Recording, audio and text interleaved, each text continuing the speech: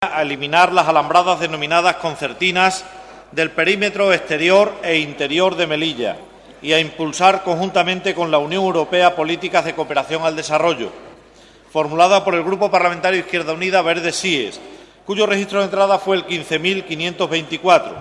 En primer lugar, y por dicho grupo parlamentario, para la defensa de la misma tiene la palabra su portavoz, señor Escobar, por tiempo de 10 minutos.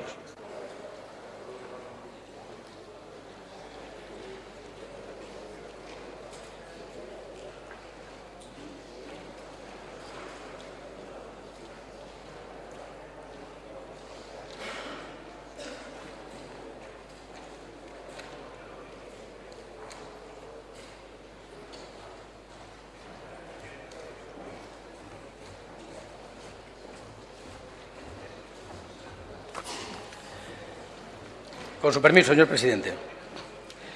Con frecuencia en esta Cámara planteamos cuestiones que quedan fuera de las competencias de la Administración autonómica y de los gobiernos regionales. Sin duda, esta es una de ellas. Desde luego, Extremadura no tiene ningún problema como el que podía tener, o no está en situación vulnerable como Andalucía, como las comunidades que tienen costas, en las que reciben frecuentemente la llegada, la presencia de cientos y cientos de personas que simplemente huyen de la miseria y buscan una pequeña esperanza de vida para mejorar su situación. La frontera sur de Europa no está en Gibraltar, está en Ceuta y en Melilla, que son territorios del Reino de España. Y en esa frontera, obviamente por razones geográficas, es a la que llegan periódicamente cientos y cientos y miles de africanos, subsaharianos, de muy distinta procedencia, que tratan de entrar por esa puerta que no es precisamente el paraíso, pero desde luego comparado con lo que del lugar de donde vienen es muchísimo más llevadera. Europa no tiene una política migratoria común. Los países como Italia o como España son los que, digamos, hacen de frontera con la miseria y son los que tienen esos problemas, son los que tienen que afrontar con políticas propias algo que debería ser una política común. Desde luego, desde aquí tendríamos que reivindicar una política común, una política eficaz de la Unión Europea contra la pobreza. Y lo que ha hecho el Gobierno español es poner unas medidas, unos fosos, unas alambradas que tratan de disuadir, que tratan de impedir el acceso de esas personas que vienen en busca de una esperanza. El resultado es el que es. No consiguen disuadir a los que huyen de la miseria para que ni siquiera lo intenten. Y con demasiada frecuencia se quedan en el camino, en las aguas del Mediterráneo, y después, cuando a la hora del telediario en la comida nos cifren esas imágenes, es cuando Europa se sacude y siente vergüenza, como decía un personaje muy importante, el Papa Francisco, que cuando conoció las noticias y las imágenes de lo que ocurrió en Lampedusa, solo se ocurrió una palabra que le dijo: vergüenza, vergüenza. Pues también estoy seguro que todos los extremeños, cuando ven esas imágenes, también sienten vergüenza, se sienten sensibilizados con la respuesta que le damos y con los mecanismos que ponemos para intentar poner puertas al campo, poner puertas a la pobreza. Lo que queremos es que el Parlamento extremeño le pida al Gobierno de la Nación que quite esas alambradas, que les aseguro que viéndolas de cerca producen una sensación de absoluto rechazo, por no decir otra expresión. Si lo quieren ver ustedes, en la cárcel de Badajoz sí las hay. En las paredes que están encima de la cárcel de Badajoz las hay. En las Villuercas, en los restos de edificios de origen militar que quedan allí, que están abandonados, para que no sean fruto del vandalismo, también están puestas esas alambradas circulares con esas cuchillas diabólicas que provocan enormes desgarros y que provocan heridas terribles. Entonces, no nos parece que la forma de intentar persuadir a los subsaharianos que vienen deba ser esa. Si esta no funciona, imagino que dentro de poco se les ocurrirá hacer allí un campo de minas para que sea más eficaz y que será igualmente ineficaz. Yo creo que la respuesta europea, la respuesta que da España como miembro de la Unión Europea a esas necesidades, a esa demanda, no es la adecuada, sino que es una respuesta cruel, una respuesta que desde luego merece todo nuestro rechazo. Y seguro que merece el rechazo de muchos extremeños que cuando ven esas imágenes se sienten espeluznados por esas imágenes. Solo les pedimos al Gobierno español que las quite, que seguro que van a seguir llegando y van a tener las mismas dificultades, porque para eso está la Guardia Civil, están los problemas aduaneros, para eso está Marruecos. Pero nos sentimos avergonzados los extremeños de que la respuesta que da el Gobierno español sea poner esas alambradas. Y queremos que el pueblo extremeño, a través de una respuesta unánime de la Asamblea, les diga, por favor, quítenlo, que nos sentimos escandalizados y avergonzados. Nada más. Muchas gracias. Gracias, señoría. ¿Algún grupo hará uso del turno en contra? No están los portavoces, imagino que no. Por el Grupo Parlamentario Mixto, Agrupación de Diputados Regionalistas PRECRES, tiene la palabra el señor Benito Pirta por tiempo de 5 minutos.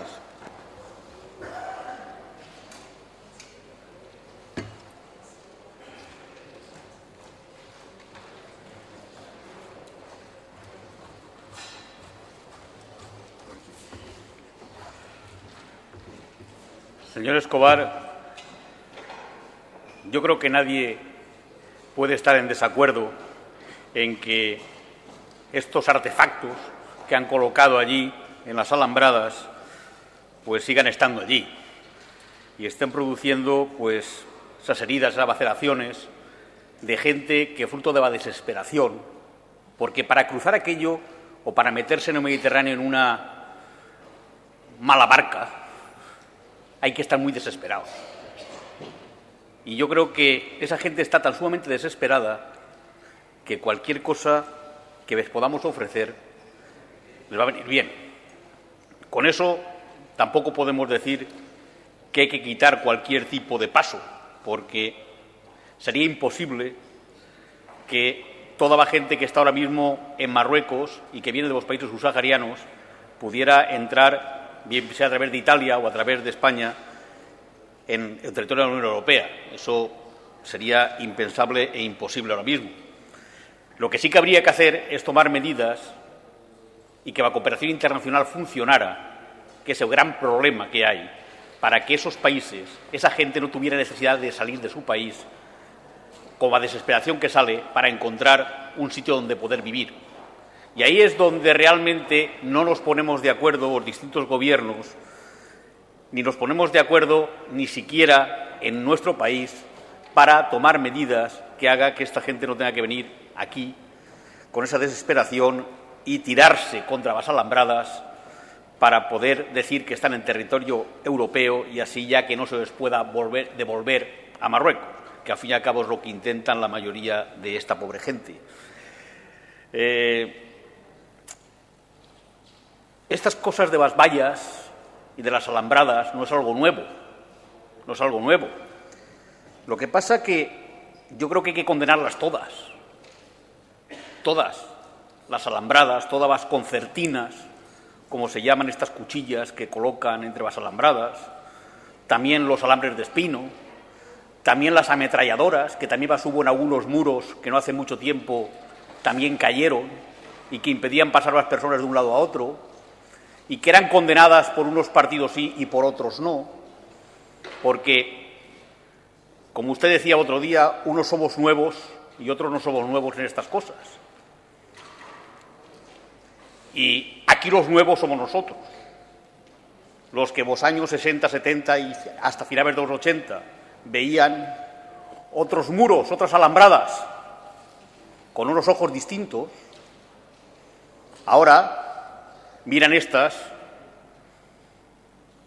con indignación. Y yo estoy de acuerdo con usted, esto es indignante. Pero estas y todas.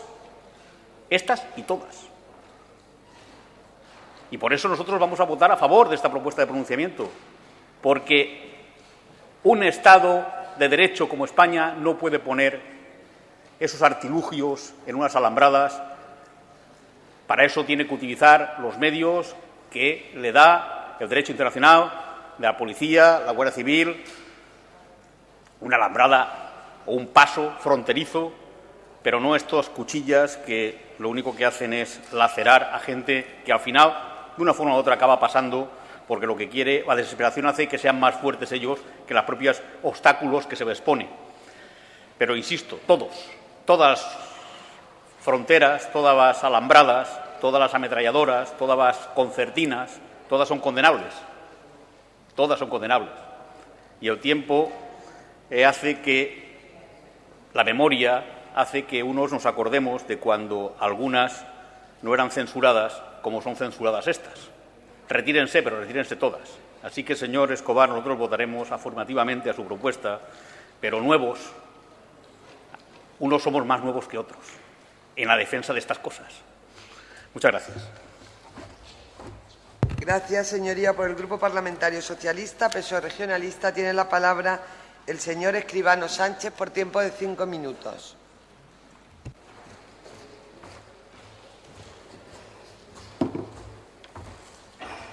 Gracias, señora presidenta.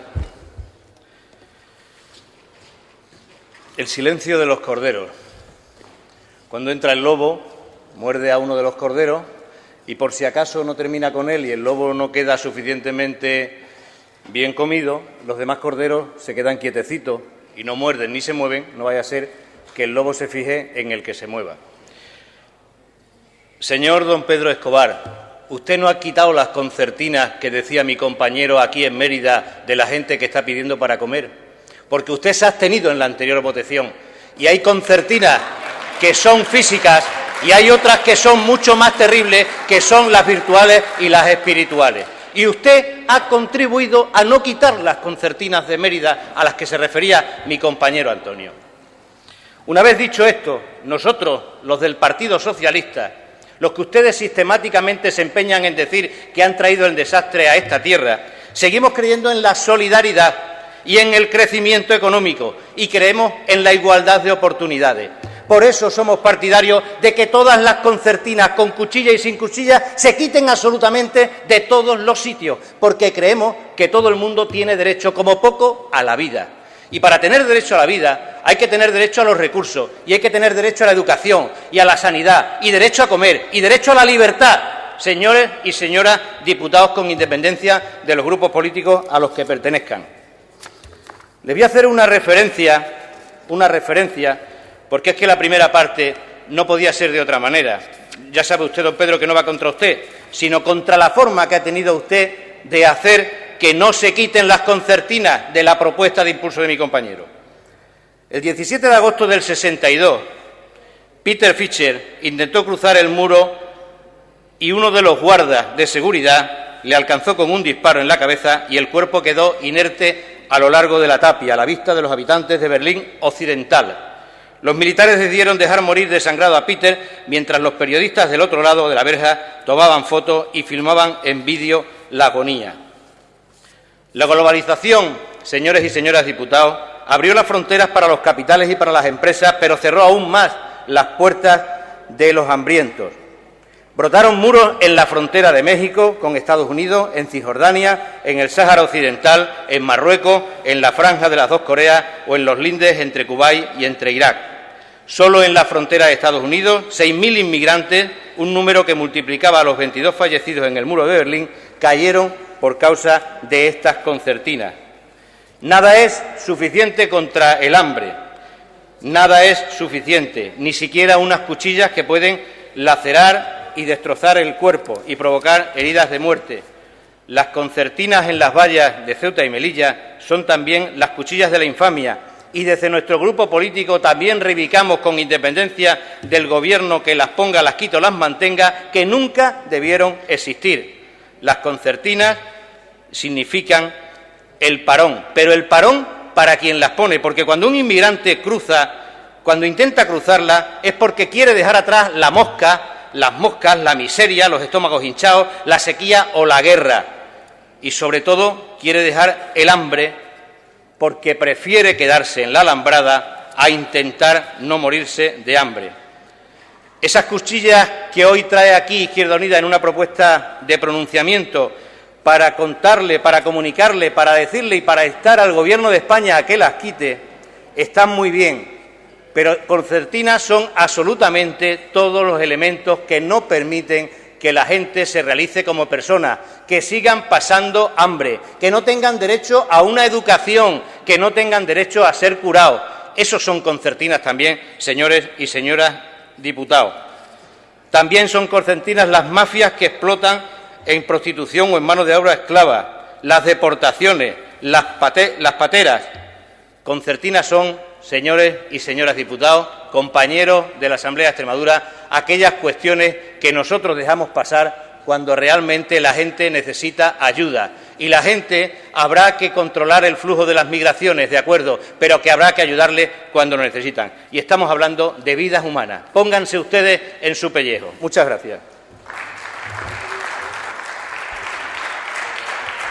Gracias, señoría. Gracias, señoría. Por el Grupo Parlamentario Popular, Extremadura Unida, tiene la palabra la señora Vargas Maestre por tiempo de 5 minutos. Gracias, señora presidenta. Señorías, es imposible permanecer impávido ante las imágenes de las pateras en el Estrecho, de los que llegan exhaustos a nuestro territorio, de los que asaltan las vallas. Detrás de todo proyecto migratorio se encuentran personas que, con la puesta en peligro de su vida, pretenden cambiarla siempre a mejor. Todos sabemos que el hambre y la desesperación son los principales causantes de los flujos migratorios desde el principio de los tiempos. Y, desde luego, si los extremeños tienen alguna concertina, es la que le han puesto los distintos gobiernos socialistas durante 28 años a estos extremeños. Y, en todo caso, los que están gobernando ahora serán los responsables de haber eliminado esas concertinas. Al margen de la nula autoridad moral que tiene el PSOE para hablar de este tema, para criticar esta cuestión, que demuestra que su queja es puramente demagógica, puramente interesada políticamente, ya que este partido, el Partido Socialista, es el que en el año 2005, con un coste de 8.700.000 euros en el año 2005, instaló las concertinas y las bayonetas en Ceuta y en Melilla, que luego, en el año 2007, llevó a cabo una reforma en el perímetro, instalando de refuerzo, por si hacía falta algo más, la célebre sirga tridimensional, una reforma que costó nada más y nada menos que 30 millones de euros y que, desde luego, no eliminó las concertinas como tan falsamente ustedes pretenden hacer creer. Y casi 39 millones de euros después, que bien hubiesen podido emplearse en políticas efectivas de inmigración, aquí nos encontramos con un PSOE demagogo que dice una cosa en la oposición, tal vez para intentar ganar un puñado de votos, y que hizo lo contrario cuando gobernó. Les recuerdo que fue el señor Pérez Rubalcaba, fue el que dijo y las calificó a las concertinas de medidas disuasorias y legales, las mismas que ahora usted está votando quitar. Por eso, todo el debate en torno a la concertina ha sido un debate falso, porque la concertina, la doble valla que puso el Partido Socialista, nunca se retiró desde que ustedes la acordaron en el 2005. Discúlpeme, señoría. Señor Escribano, le estoy viendo que interpela a la interviniente y yo creo que ella no le ha interpelado en ningún momento. Por favor, le ruego de verdad que permanezca en silencio. A nadie le gustan las fronteras, ni las vallas, ni las concertinas. Pero está claro que sobra explicar por qué es preciso defender nuestra frontera. Este debate no creo que favorezca ni a los inmigrantes, ni a las fuerzas del orden y de seguridad que custodian la frontera, ni a los intereses de nuestro país, ni a los intereses generales de Europa. Solamente favorece a las mafias que trafican con seres humanos. Pensamos desde mi grupo, desde el Grupo Popular, sinceramente, que lo importante no es la concertina. Lo verdaderamente importante es analizar, estudiar, consensuar una política de inmigración efectiva, justa y solidaria. Lo verdaderamente importante es acabar con las mafias que son las que llevan a los inmigrantes a saltar la valla, a arriesgar su vida en pateras, en dobles fondos de coche, mafias que utilizan a niños, a mujeres embarazadas, mafias que se quedan con su dinero y que se quedan también con sus vidas. Necesitamos consensuar una política de inmigración común. Como dijo nuestro presidente en el marco del Consejo Europeo, el objetivo es que la inmigración sea una opción y no una obligación de supervivencia. Y de ahí que las sociedades modernas se midan por la capacidad de ayuda, por la capacidad de cooperación, y Extremadura, a través de nuestros planes de cooperación, se erige como una de las comunidades que año tras año apuesta firmemente por contribuir a que otras sociedades más necesitadas que nosotros puedan mejorar sus condiciones de vida. Hay que tener la suficiente altura de miras para ver que el problema está ahí y no en las concertinas. Por eso lamento que grupos políticos que gobernaron y sepan de este problema, sin embargo, en vez de poner todos los esfuerzos en trabajar por una correcta cooperación, pongan el acento en esperanzas e en ilusiones que quedan en el aire. Recordemos que Extremadura, que además no somos puertas de migración, poco más podemos hacer que animar a las fuerzas del Estado, a las fuerzas europeas, a que ante un mismo problema común se encuentre una solución única. Apoyando la propuesta de nuestro Gobierno para luchar contra la inmigración, lo que tenemos que hacer es pedir que sea compartido el control de fronteras por el conjunto de la Unión Europea y que se enfrenten a las causas profundas, nos enfrentemos todos a las causas profundas de los flujos migratorios con el refuerzo de la cooperación con los países de origen y de tránsito. Desde nuestro grupo entendemos el esfuerzo loable que hace Izquierda Unida por aportar soluciones a este problema, pero no podemos aceptar el primer punto. Esto es un debate, entendemos, mucho más profundo. Aunque sí estamos con ustedes en el impulso de unas políticas de inmigración conjuntas por parte de la Unión Europea. Y por eso nos vamos a abstener, porque creemos desde Extremadura que no solo es un problema del Gobierno central, sino de Europa, un problema en común que necesita una única solución y que solo en la línea en la que está trabajando ya nuestra región, con una cooperación leal y eficaz con los países de origen, se conseguirá verdaderamente mejorar una situación de todas vistas deplorable. Muchísimas gracias.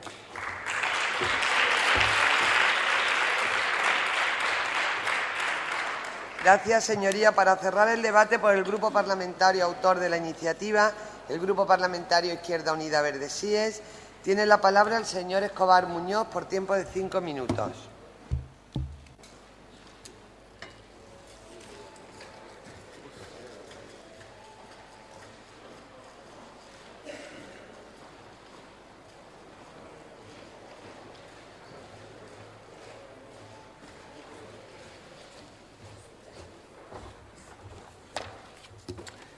Con su permiso, señora presidenta. Señor Benito, estoy de acuerdo con usted que la respuesta que tiene que dar Europa a través de España, que es el que está en la primera trinchera, la respuesta que tiene que dar los desesperados tiene que ser una respuesta civilizada, una respuesta humana y una respuesta humanitaria. Yo le aseguro que yo tampoco soy nuevo en esto de los muros y de las alambradas, señor Benito. Le aseguro que nunca puse un ladrillo en el muro de Berlín. Nunca. Al contrario, le aseguro que cuando se cayó me cayeron encima y me machacaron los pies y las manos. Nunca puse un ladrillo en el muro de Berlín, ya que usted dice que es ser nuevo en esto de las alambradas y de los muros.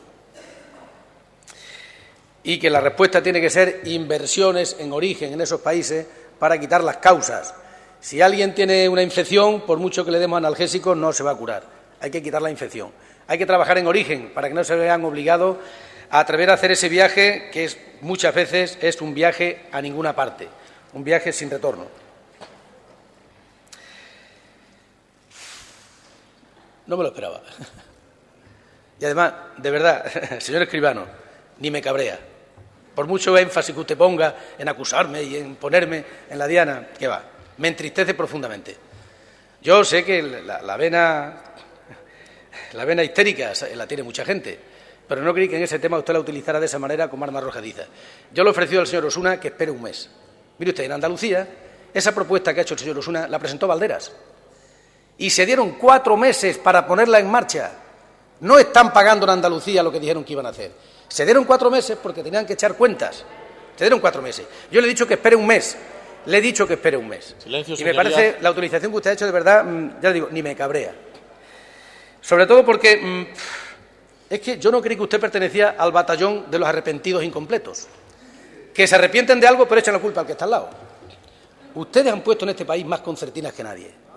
Las concertinas de sus reformas laborales, que han permitido despedir a tantísima gente y mucho más barato que antes.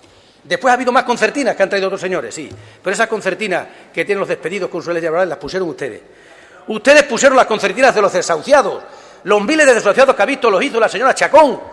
¿O se le ha olvidado? Son ustedes los que hicieron unos jurados especiales y unos tribunales, unos juzgados especiales para acelerar los procesos de desahucio.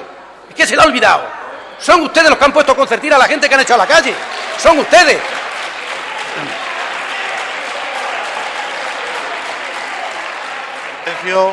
Silencio, señorías.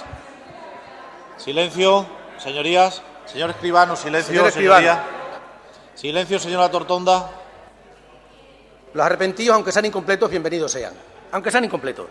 Mire usted, señor escribano, la empresa que fabrica las concertinas está ubicada en Andalucía y fue declarada empresa modelo en innovación tecnológica, una innovación diabólica, por la Junta de Andalucía del señor Griñán. Entérese. Entonces, antes yo comprendo que usted está arrepentido de muchas cosas, pero no eche la culpa a los demás de las cosas que tienen ustedes la culpa. Y de verdad que esa vena no se la conocía, pero bueno, me imagino que todos tenemos derecho a sorprendernos y yo, francamente, hoy estoy más que sorprendido. Yo sé que usted cantó también las canciones de Biglietti, esa que decía: yo pregunto a los presentes si se han puesto a pensar que la tierra es de nosotros, del género humano, y no del que tenga más. Y por si acaso eso no se acuerda usted, le recomiendo la canción de Luis Pastor que decía: cuando el hambre madura no hay barrotes ni murallas, los barrotes se sacuden y las murallas se saltan. No mezcle usted churras con merinas, no trate de sacar partido de una votación que es puntual, cuando le he dicho que dentro de un mes le damos vía libre, y no me quiera usted poner en la diana, que ya estoy, le aseguro que ya estoy, ustedes lo han conseguido, de las personas que están teniendo esas dificultades en Mérida, porque lo que les he pedido a ustedes es que se esperen un mes, si no hay respuesta, y a lo mejor la hay. Ahora, si ustedes quieren ganar la competición de los más sensibles, pues a lo mejor la ganan, pero yo no estoy dispuesto a vender esperanza, a nadie. Y me imagino que usted votará en contra, porque si no, se va a plegar usted. Con los votos del señor Benito, la señora Dávila y nosotros, esta propuesta sale. Absténgase o vote en contra. Nada más, muchas gracias. Muchas gracias, señor Escobar. Silencio. Silencio, señorías. Silencio, señorías. Silencio. Silencio, señora Godoy. Silencio. Silencio, señoría. Terminado el debate de la propuesta, señorías, la someto a la consideración de esta Cámara. Silencio. Silencio. Silencio, señor Escobar. Silencio, señoría.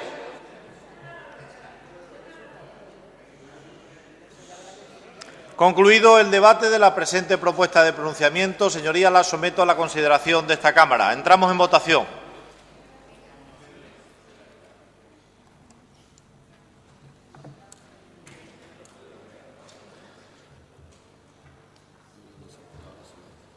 ¿Cuál?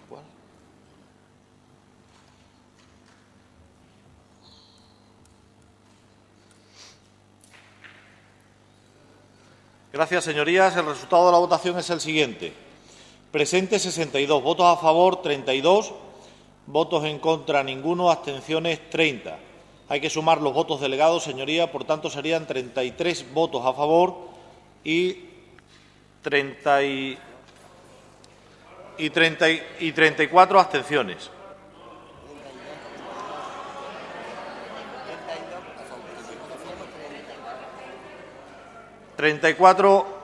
Silencio, señorías, 33 votos a favor, con el voto delegado serían 33 votos a favor y 32 abstenciones.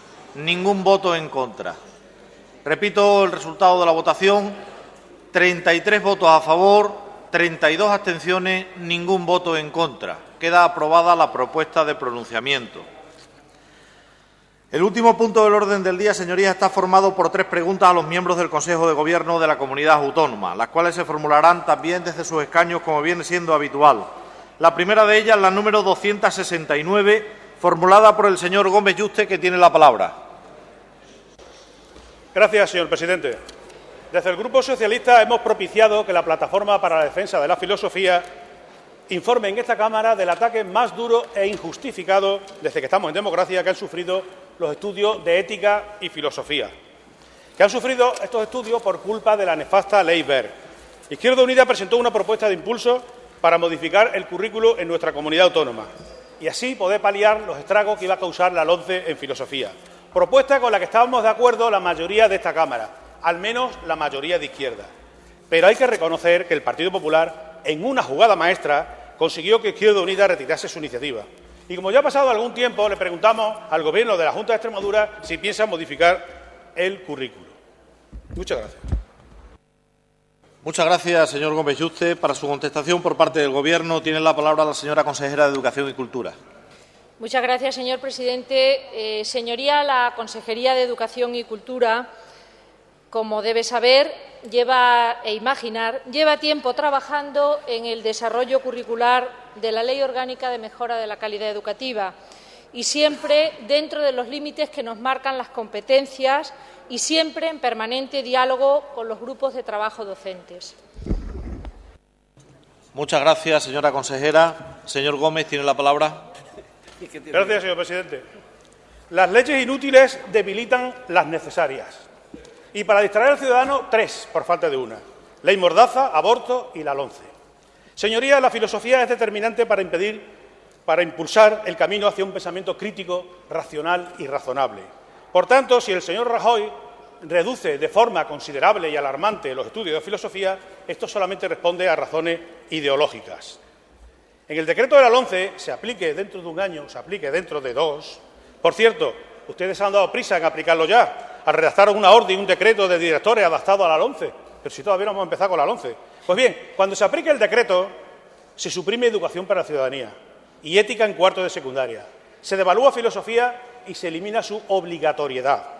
Historia de la filosofía deja de ser obligatoria, ni siquiera en el bachillerato de Humanidad y Ciencias Sociales, ni siquiera ahí. Y todo por potenciar religión.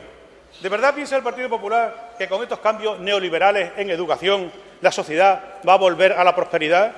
Señora Nogales, cuando se ponga en funcionamiento el Real Decreto de la LOMCE, va a permitir a las comunidades autónomas, a las comunidades, un mayor nivel de autonomía a la hora de diseñar el currículo.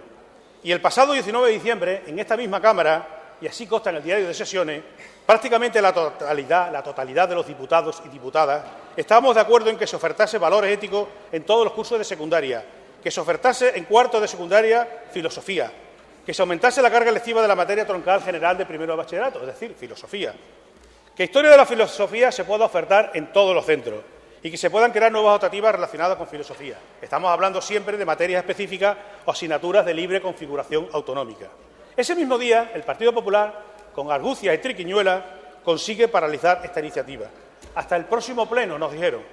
Pues bien, aprovechando que el ministro Wert recula una vez más, le pedimos al señor Monago que le exija al señor Rajoy que paralice lo que será ese esperpento de Real Decreto de la LOMCE, que lo paralice en primaria, en secundaria y en bachillerato, al menos hasta que se pronuncie el Constitucional, porque son 5 comunidades las que van a pedir este informe al Constitucional. Que lo paralice porque va a ser imposible aplicar la ley. Que lo paralice porque se está impidiendo, así lo están pidiendo muchas comunidades autónomas, algunas del Partido Popular, aunque no lo quieran decir públicamente. Y porque nos va a obligar a cambiar los libros de texto, eso es lo más triste. Y va a destruir totalmente el ya deteriorado banco de libros. Precisamente ahora que han desaparecido las ayudas, precisamente ahora nos encontramos con otro palo más para la sufrida familia, los libros, además del agua, la electricidad, el gas, el copago, sin renta básica. Por eso le pedimos con toda la energía al señor Monago que le diga al señor Rajoy que paralice por el bien de nuestros alumnos y de nuestras familias. Muchas gracias, señor Gómez. El tiempo se ha cedido, señoría. Muchas gracias.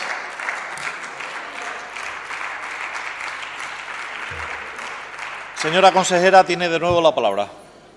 Mire, señoría, además de consejera de Educación y Cultura, soy de Filosofía y Letras. O sea, que tengo tanta autoridad en la defensa de la filosofía porque creo en esa defensa. No vamos aquí a dar lecciones del valor y la utilidad de la filosofía. Pero me voy a centrar en lo que usted me pregunta. Le tengo que decir, como usted debe saber, que la LOMCE no deroga la LOE, señor Gómez Yuste, únicamente modifica algunos aspectos de la misma, además de otros de la LODE.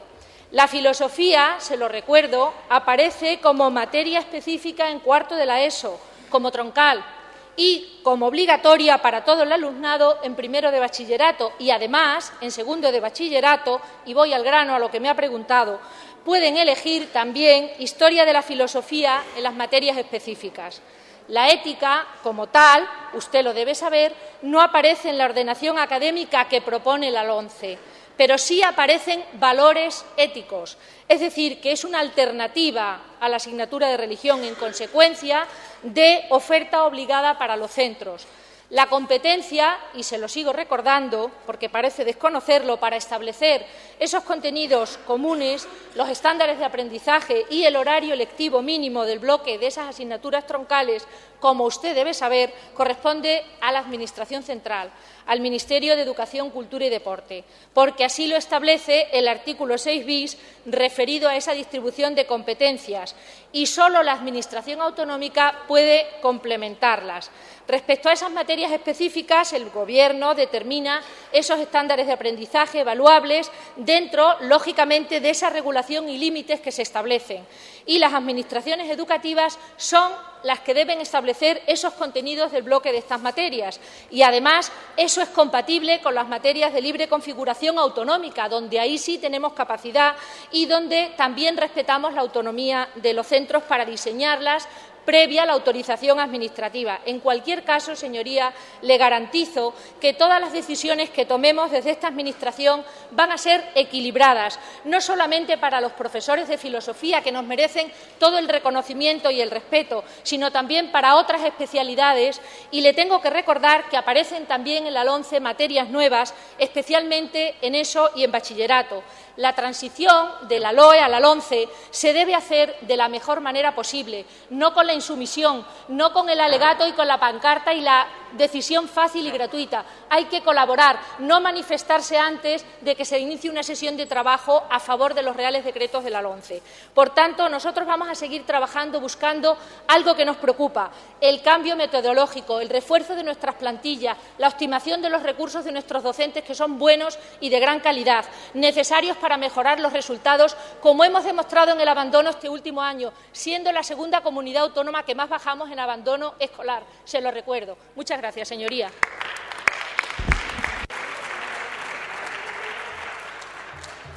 Muchas gracias, señora consejera. Señorías, la siguiente pregunta es la número 270, formulada por la señora Serrano García, que tiene la palabra. Gracias, señor presidente. ¿Cómo valora la Junta de Extremadura la carencia de suministros en los hospitales públicos extremeños? Muchas gracias, señora Serrano. Para su contestación por parte del Gobierno tiene la palabra el señor consejero de Salud y Política Social. Sí, gracias, señor presidente. Señora Serrano, este Gobierno no puede asumir como propios los problemas internos que puedan sufrir algunos de nuestros proveedores. No obstante, ello no nos impide tomar decisiones y hacernos cargo de la situación en favor de los pacientes. Muchas gracias, señor presidente. Gracias, señor consejero. Señora Serrano, tiene la palabra. Gracias, señor presidente. Mire, señor consejero, uno de los elementos que más influye en la percepción, en la satisfacción de los ciudadanos en la asistencia sanitaria, y lo es incluso más importante que la propia resolución de sus problemas de salud, es todo lo que rodea a la asistencia sanitaria. Me refiero a la calidez, que no es otra cosa que la humanización de la asistencia sanitaria. Y dentro de las acciones dirigidas a mejorar la humanización en la asistencia sanitaria está incrementar la confortabilidad en las estancias hospitalarias. Señor consejero, ¿qué confortabilidad puede tener una paciente que sale de un quirófano con frío y no se le puede dar una manta porque no la hay? Y después de buscarla por todo el hospital le dan una manta transparente por el uso de la misma. No hay mantas, señor consejero, no hay mantas y faltan almohadas y los pacientes se las están llevando de sus casas. Y eso nos lo han comentado familiares de pacientes. Silencio, señoría. En el hospital de Zafra. No hay mantas tampoco en los hospitales cacereños. ¿Por qué? Porque no hay inversión en adquisición y reposición de ropa, de mantas y lencería en general. Porque ustedes han vivido de la herencia socialista y después de casi 3 años la falta ya no se puede tapar. No hay toallas, señor consejero, los pacientes se secan con sábanas. Faltan cucharas en el San Pedro de Alcántara, la sopa de la cena con cucharilla de café, el desayuno con tenedor. La falta de material en el servicio de cocina es frecuente. Falta material de limpieza. La cocina hospitalaria del San Pedro de Alcántara está obsoleta y muchas de las maquinarias de uso habitual estropeadas hace varios años, así como los recortes en la plantilla. Actualmente faltan 7 pinches de la plantilla de ese hospital, lo cual mantiene a los profesionales agotados. No hay lancetas de glucemia capilar, no hay folios en los centros de salud, los informes para urgencia los están haciendo utilizando papel de receta. En el Hospital de Plasencia se quedan sin pañales, a lo que se responde que negando que se haya provocado el desabastecimiento, y que esa supuesta falta de pañales solo cabe en la ficción. Cabría en la ficción, señor consejero, si no es porque el gerente del Hospital de Plasencia pide perdón porque faltaron pañales. Esta es la historia interminable de la sanidad extremeña, pero usted ante esto, más allá de buscar soluciones, responde con la prepotencia que le caracteriza contra quien denuncia estos hechos, con la prensa. Con la prensa se dedica usted a intimidar a los periodistas que difunden la noticia, a los sindicatos, habla de intereses ocultos. Y supongo que ahora calificará a esta diputada de falsa de toda falsedad y de irresponsable. Y su comportamiento, señor consejero, dista mucho de lo que los ciudadanos exigen a una persona con la responsabilidad que usted tiene en la sanidad extremeña, cuando la causa del desabastecimiento en los centros sanitarios no es otra que los recortes y la incompetencia, de la incapacidad de quienes dirigen el sistema sanitario público, que no son otros en este momento que usted y el señor. Muchas gracias, señora Serrano. El tiempo se ha terminado, señoría. Gracias.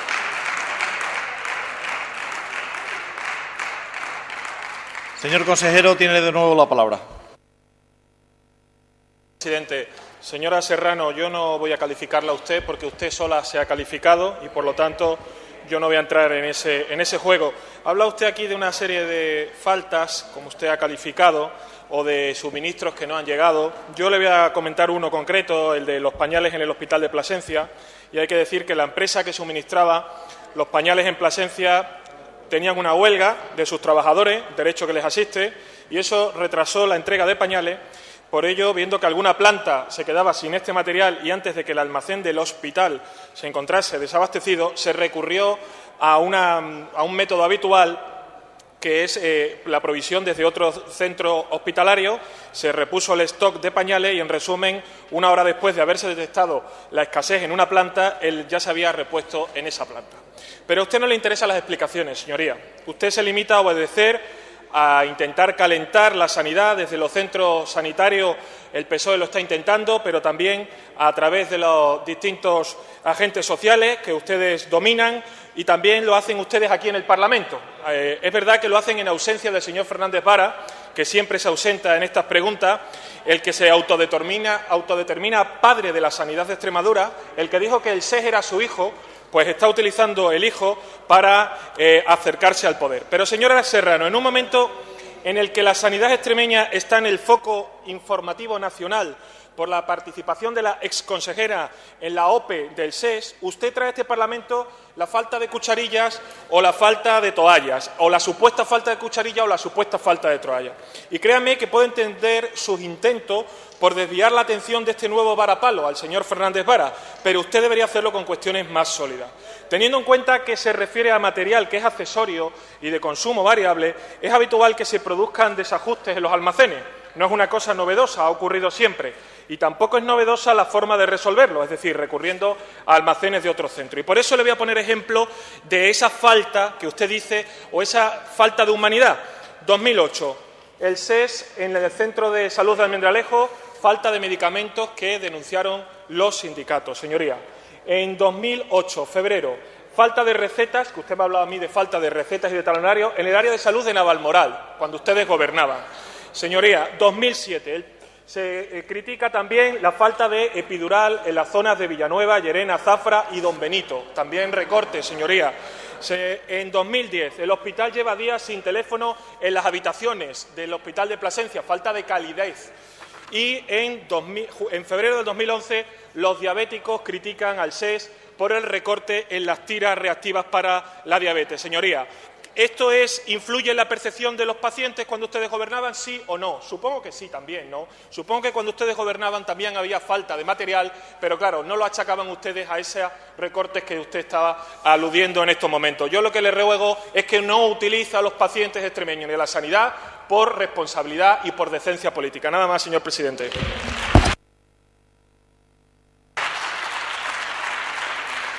Gracias, señor consejero. Señorías, la última pregunta es la 271, formulada por el señor Casco Ruiz, que tiene la palabra. ¿Qué medidas va a adoptar la Junta de Extremadura para garantizar la transparencia en las próximas convocatorias de oferta pública? Gracias, señor Casco. Para su contestación por parte del Gobierno tiene la palabra el señor consejero de Administración Pública. Muchas gracias, señor presidente.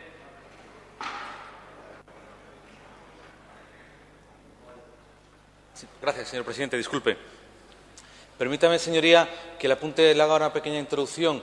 Usted plantea una pregunta sobre algo realmente importante, porque estamos hablando de un derecho de carácter fundamental, como es el acceso a cargos y funciones públicas del párrafo segundo del artículo 23 de la Constitución, algo que, por tanto, se vincula directamente a la fortaleza democrática de un Estado y, en este caso concreto, de una Administración. Por tanto, está también, por otro lado, vinculado a la transparencia y la publicidad que tiene que tener una democracia sólida, una democracia de calidad, porque, sin duda alguna, el conocimiento genera control, el conocimiento genera seguridad y, sin duda alguna, es importante que los principios de mérito, igualdad y capacidad en el acceso a cargos y funciones públicas estén vinculados a esa transparencia, a esa publicidad y, en definitiva, al control del conocimiento que genera el conocimiento de los ciudadanos. Por parte del Gobierno hay dos medidas fundamentales. Por un lado, el cumplimiento riguroso que hasta ahora se está haciendo del principio de legalidad, porque, sin entrar en mayores detalles, el propio procedimiento administrativo de selección de personal es un procedimiento transparente en el que todos los interesados tienen capacidad para tener información exacta y puntual de ese proceso y, por supuesto, de todos los elementos que se generan en la operativa. Otra cosa distinta es que después, por las razones que ahora no vamos a entrar aquí a debatir, eso se oscurezca o eso se convierta en algo que tenga que ser transparente, se convierta en algo translúcido. De manera específica, ¿qué medidas concretas ha apuntado el Gobierno? Ya lo dijo la vicepresidenta del Gobierno y portavoz de la semana pasada. Pues en lo tocante exclusivamente a transparencia, porque hay otras medidas también que refuerzan en los principios de igualdad, mérito y capacidad, el Gobierno establece el sorteo público de los tribunales, ha planteado el sorteo público de los tribunales, recuperar la idea de un calendario previo y conocido por los aspirantes, de manera que estos conozcan de manera exacta cuál va a ser el desarrollo de las pruebas, que debo decir aquí, yo creo que para reflexión de todos, que fue una medida que introdujo la Ley de Medida de Reforma de la Función Pública en la Ley 84 por parte del Partido Socialista, pero el Partido Socialista fue el que después deslegalizó esa materia, la quitó de la Ley de Medida de Reforma de la Función Pública por la Ley 2293 y después, infelizmente, fue bendecida esa medida absolutamente contraria a los derechos de los ciudadanos por el Partido Popular y también por parte de los sindicatos. Por tanto, todos tenemos algo de culpa, sin duda alguna, en esa medida tan importante que fue, ya digo, por sindicatos y todos los partidos políticos, sin excepción, derogada de nuestro ordenamiento jurídico y que este Gobierno quiere recuperar. La tercera medida sería el conocimiento previo y exacto de los criterios de evaluación por parte de los tribunales y la cuarta y última medida específica en materia de transparencia sería un mejor régimen para los observadores sindicales en el desarrollo de estas pruebas. Muchas gracias. Muchas gracias, señor consejero. Señor Casco, tiene la palabra. Muchas gracias, señor presidente. Al hilo de las distintas acusaciones que se han estado lanzando una parte del hemiciclo contra la otra y viceversa, uno está tentado a citar el Hamlet de William Shakespeare y empezar con aquellas palabras del primer acto que pronuncia Marcelo: algo está podrido en el Estado de Dinamarca. En mi opinión, en política hay que ser honrado y además parecerlo. Estética y ética tienen que ir cogidas de la mano, si no, no vale. Y lo que ha sucedido y lo que está sucediendo no nos parece ni ético ni estético. Lo que ha sucedido, que un alto cargo, exconsejera, se pueda presentar a unas oposiciones que ha convocado su Gobierno con un tribunal que ella ha elegido, no nos parece ni ético ni estético. Nos parece lamentable y nos parece sospechoso. Pero tampoco nos parece ni ético ni estético que se puedan presentar 23 cargos del SE, a los cuales van a examinar aquellos que son sus subordinados. Y está, en mi opinión y en la opinión de este grupo, al mismo nivel. Ni es estético una cosa, ni es estética la otra.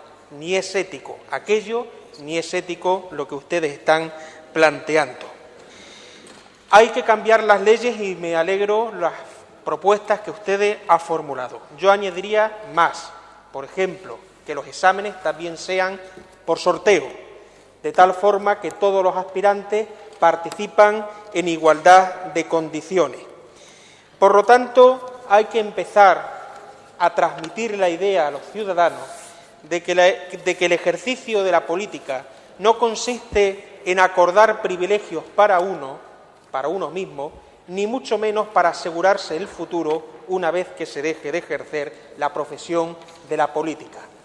Nosotros somos los primeros que tenemos que dar ejemplo en la actuación diaria y en el comportamiento.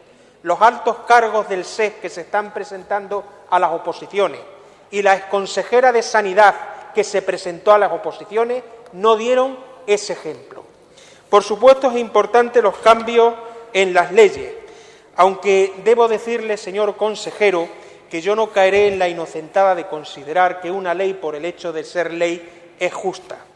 Le recuerdo, usted lo conocerá, un debate entre Anacarsis y Solón de Atenas, donde se concluyó que a veces las leyes son como las telas de araña, me la ha oído usted citar más de una vez, impiden el paso de las moscas, de los débiles, pero los pájaros los atraviesan sin mayor problema, es decir, los poderosos. En todo caso, bienvenido sea todo lo que se haga para lograr que la transparencia, la virtud, la estética y la ética rija las ofertas de empleo público y los procesos de selección.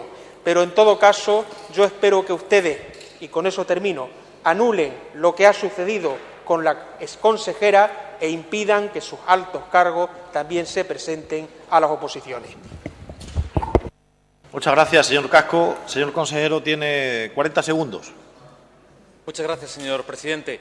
No conocía, me alegra que me ilustre porque no conocía ese debate. Yo me quedé en el consejo que le da Don Quijote a Sancho cuando tiene que ser gobernador de la ínsula Barataria, que en definitiva supone simplemente el cumplimiento del principio de legalidad. Yo creo que el principio de legalidad está para cumplirlo. No tengo tiempo para debatir con ustedes en relación con el tema de los altos cargos gestores profesionales del Servicio Extremeño de Salud, pero le aseguro que hay elementos diferenciadores que distinguen completamente la actitud, en este caso, de un exalto cargo, de una consejera del Gobierno de Extremadura a altos cargos, en este caso, gestores públicos del SES. Hay elementos diferenciadores completamente distintos y en cualquier... Muchas gracias, señor consejero. El tiempo se ha cedido. Muchas gracias, señoría. Señorías, agotado el orden del día, se levanta la sesión.